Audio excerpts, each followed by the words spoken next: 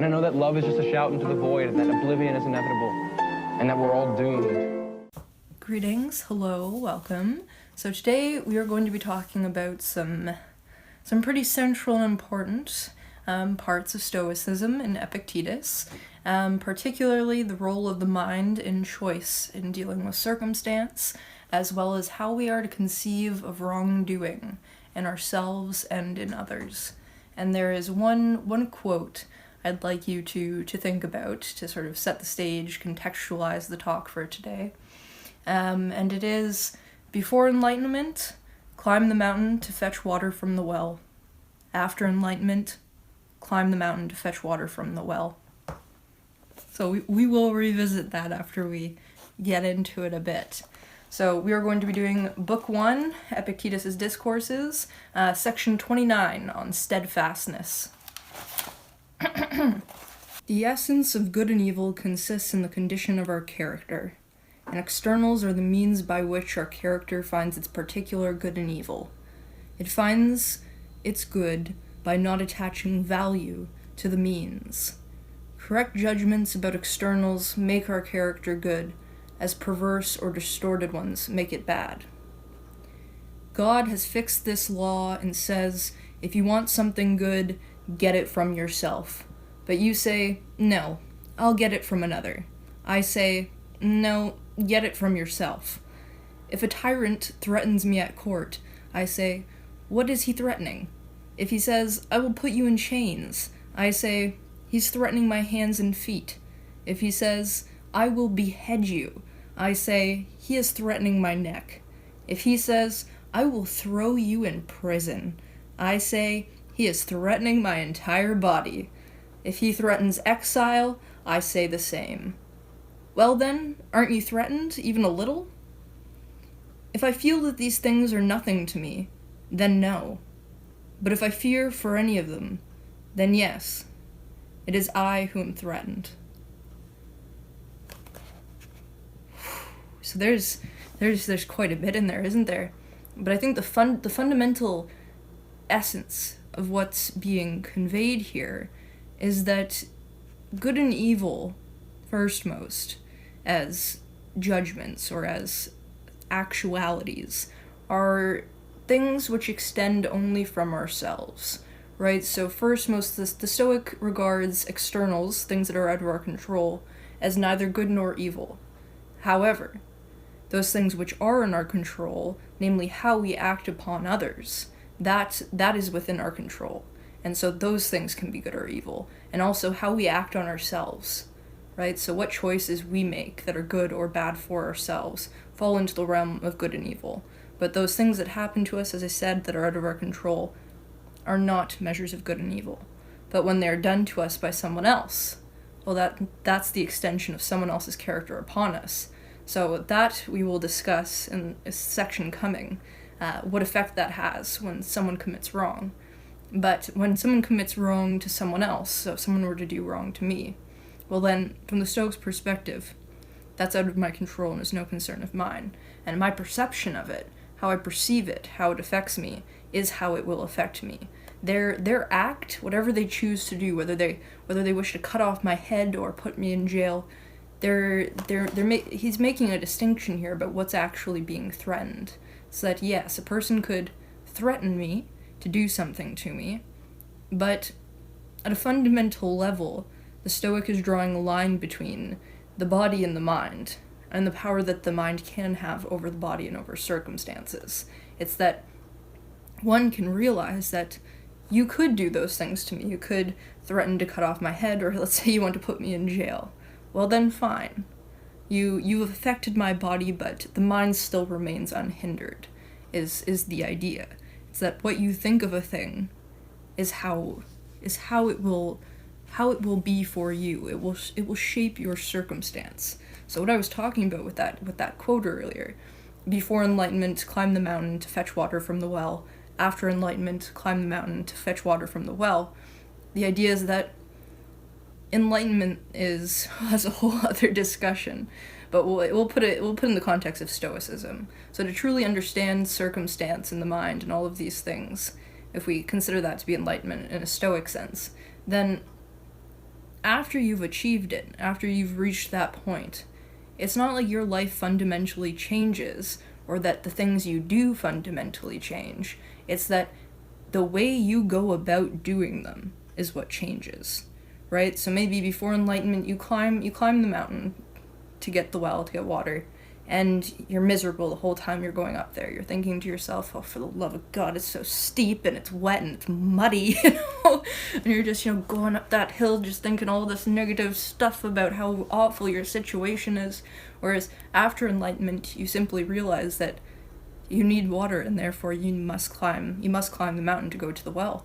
And so therefore there's no point in moaning and groaning the whole way up there. You might as well think about something else more productive while you're going up there. The idea is that it's what you think about it that is sort of shaping your experience of it while you're going about it. So, okay, let's proceed. So do you philosophers teach contempt for rulers? Not at all. You don't find any of us preaching defiance of them within their range of competence. My body, my property, my standing in society, my friends, they can have them all, and I challenge anyone to say that I encourage others to lay claim to those things. Interesting. So what he's saying there is that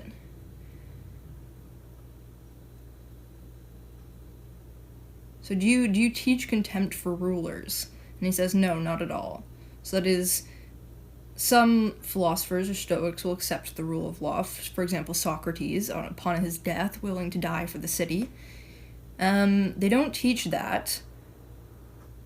And they don't teach defiance of anything in particular.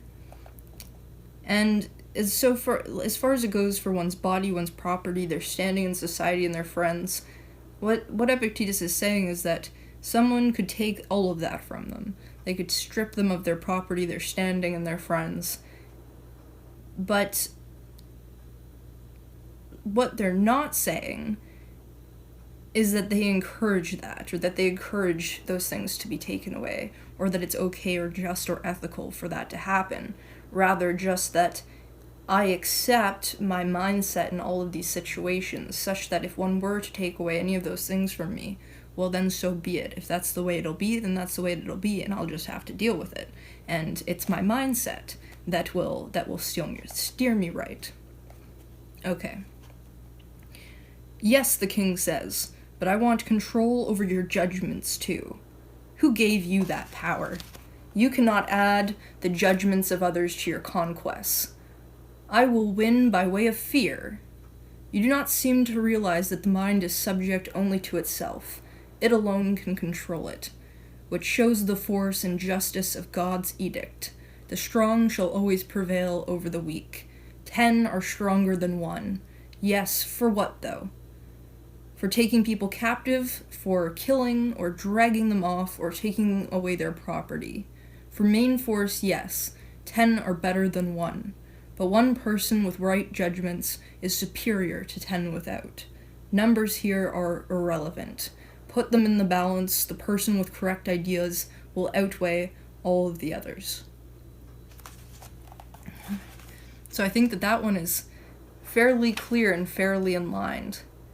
It's that when he's talking about the king, or he's talking about a king wanting control over your judgments, or someone of superior authority over you, that could be any given figure.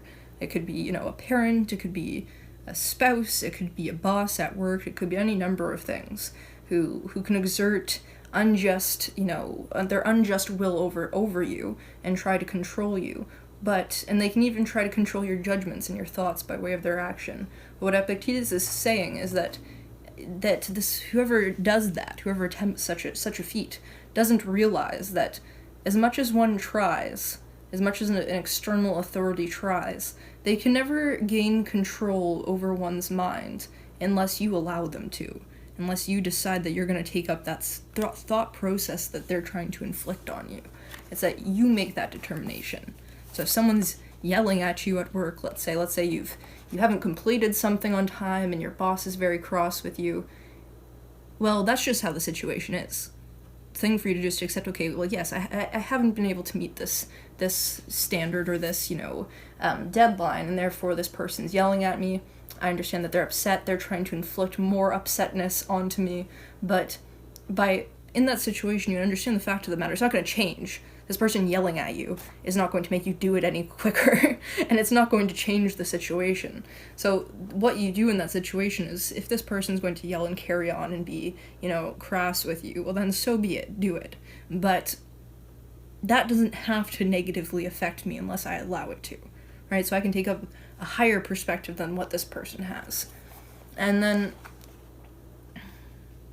I think what he's talking about here when he's talking about strength, and he's talking about how people's strengths differ, and how people may be stronger than you to be able to drag you off, or to take you captive in some capacity, things like that, to take away your property.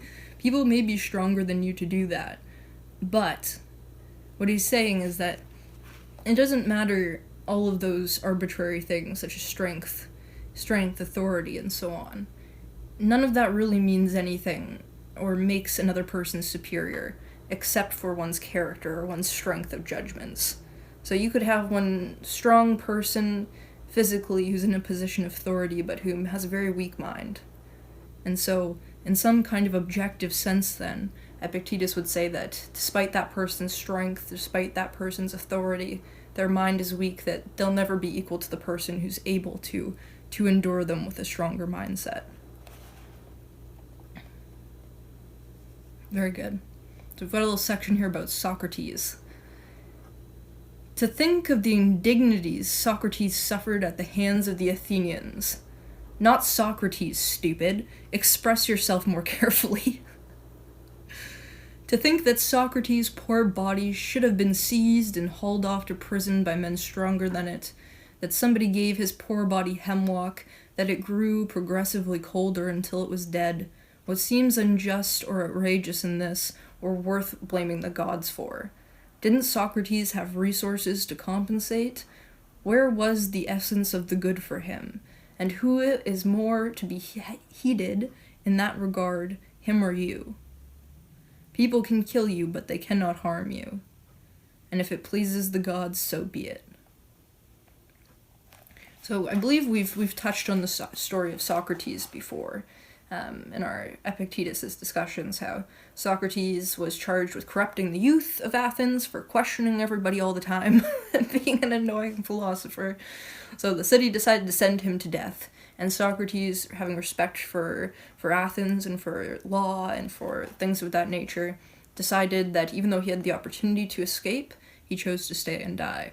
So what Epictetus is saying here is not to think of what happened to Socrates as necessarily an indignity or necessarily an injustice. Socrates was the one who used his mind to make his choices in that situation. Right, so he could have escaped, he could have done all these things, but what was in line with keeping with his character for him was to accept death. And he did that without trembling or without fear. He stood, strong in his values, in who he was, and just accepted the situation as it was. So, you could read that debatably, but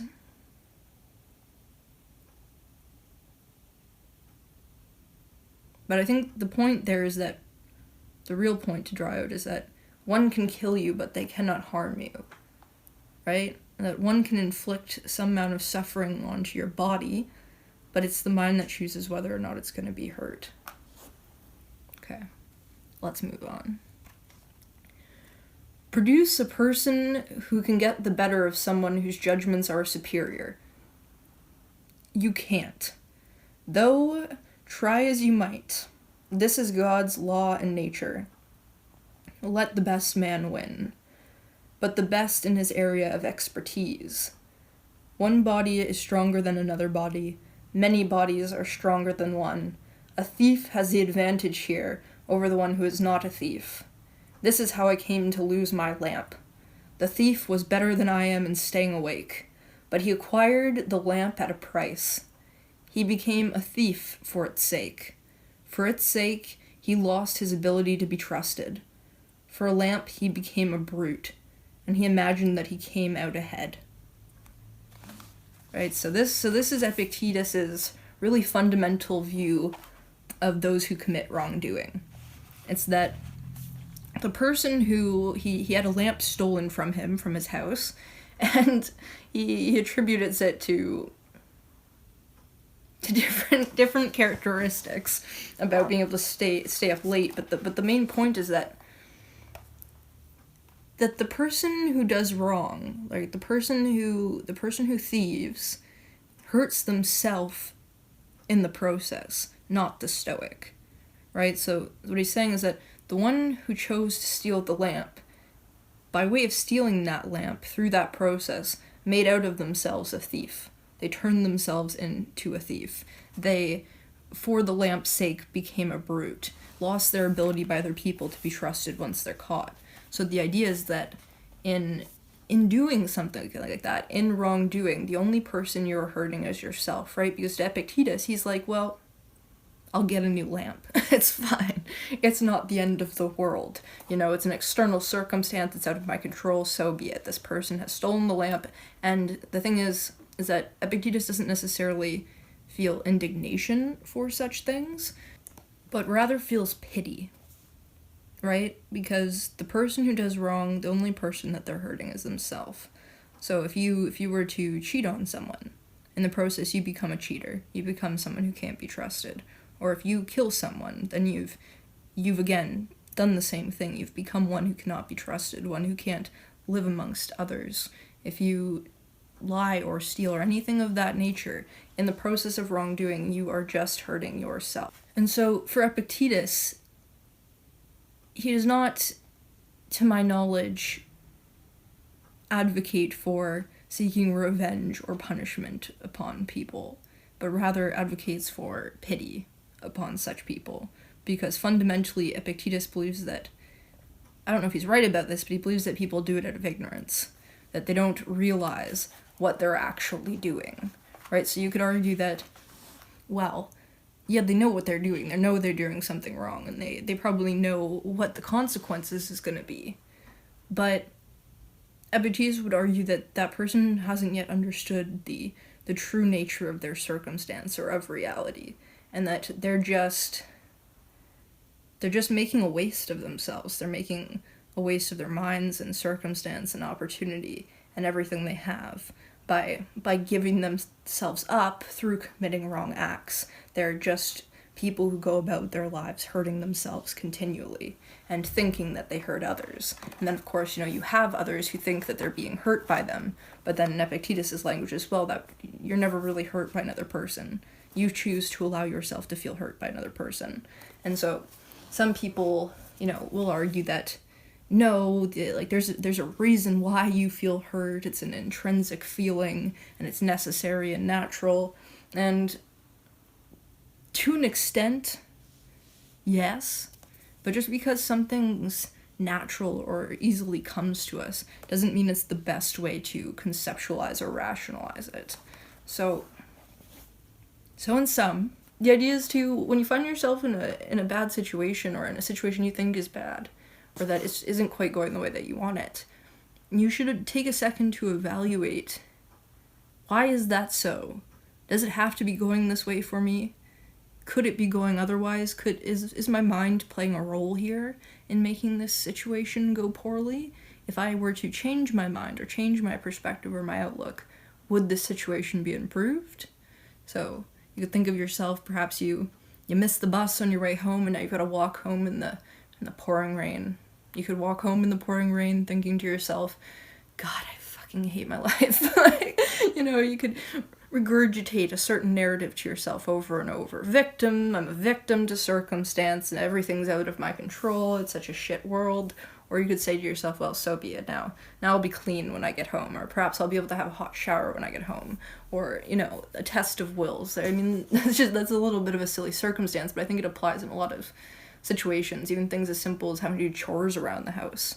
Like, what is your mentality when you go about things, right? And I think it helps to try to exercise that mindset on small things first, work your way up to the larger things. And especially because if you can't learn how to do little things with that kind of attitude, you'll never be able to master the larger things in your life with that kind of attitude. So, take care.